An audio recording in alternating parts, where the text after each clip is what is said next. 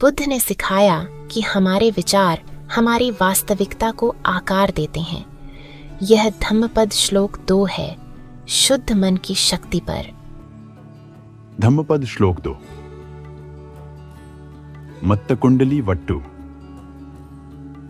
मनोपुब्बंगामा धम्मा मनोसिद्धा मनोमाया मनसचे प्रसन्नेना फसाति व करोति वा धातुनम सुखम अन्वेति छया व अनपायन।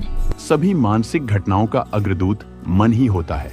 उनका प्रधान मन ही होता है। वे मन द्वारा निर्मित होती हैं। यदि कोई शुद्ध मन से बोलता या कार्य करता है तो सुख उसकी छाया की तरह उसका पीछा करता है, जो कभी उसका साथ नहीं छोड़ती। श्रावस्ती के जेतवन मठ में रहते हुए बुद्ध ने धम्मपद का श्लोक 2 मत्तकुंडली नामक एक युवा ब्राह्मण के संदर्भ में कहा था। मत्तकुंडली एक युवा ब्राह्मण था जिसका पिता अदिन्ना पुब्बक बहुत कंजूस था और कभी भी दान में कुछ नहीं देता था। यहां तक कि अपने इकलौते बेटे के लिए सोने के गहने भी उसने खुद ही बनाए थे ताकि कारीगरी के पैसे बच सकें। जब उसका बेटा बीमार पड़ा तो उसने किसी चिकित्सक से सलाह नहीं ली, जब तक कि बहुत देर नहीं हो गई।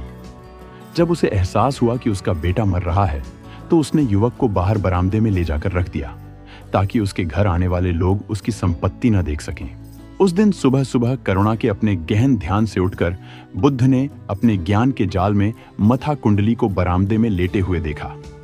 इसलिए जब वे अपने शिष्यों के साथ भिक्षाटन के लिए श्रावस्ती में प्रवेश कर रहे थे तो बुद्ध ब्राह्मण अदिन्ना पुब्बक के दरवाजे के पास खड़े हो गए।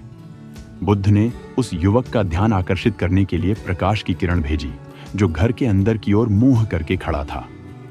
युवक ने बुद्ध को देखा और चूंकि वह बहुत कमजोर था, इसलिए वह केवल मानसिक रूप से ही अपने विश्वास को व्यक्त कर सकता था, लेकिन इतना ही काफी था। जब वह बुद्ध के प्रति अपने हृदय से भक्ति करते हुए देह त्याग कर गया तो उसका पुनर्जन्म तवतींशा दिव्य लोक में हुआ।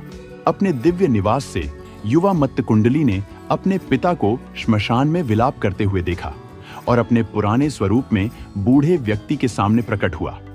उसने अपने पिता को तवतींशा संसार में अपने पुनर्जन्म के बारे में बताया और उनसे आग्रह किया कि वे बुद्ध के पास जाएं और उन्हें भोजन के लिए आमंत्रित करें। अदिन्न पुब्बक के घर में यह प्रश्न उठाया गया कि क्या कोई व्यक्ति बिना दान दिए या नैतिक उपदेशों का पालन किए केवल मानसिक रूप से बुद्ध में गहरी आस्था व्यक्त करने से दिव्य दुनिया में पुनर्जन्म ले सकता है या नहीं। इसीलिए बुद्ध ने इच्छा व्यक्त की कि मत्तकुंडली स्वयं प्रकट हो। मत्तकुंडली शीघ्र ही दिव्य आभूषणों से पूरी तरह सुसज्जित होकर प्रकट हुई और उन्हें तवतींशा संसार में अपने पुनर्जन्म के बारे में बताया। तभी दर्शकों को विश्वास हो गया कि ब्राह्मण अदिन्न पुब्बक के पुत्र ने केवल बुद्ध को अपना मन समर्पित करके बहुत महिमा प्राप्त की है।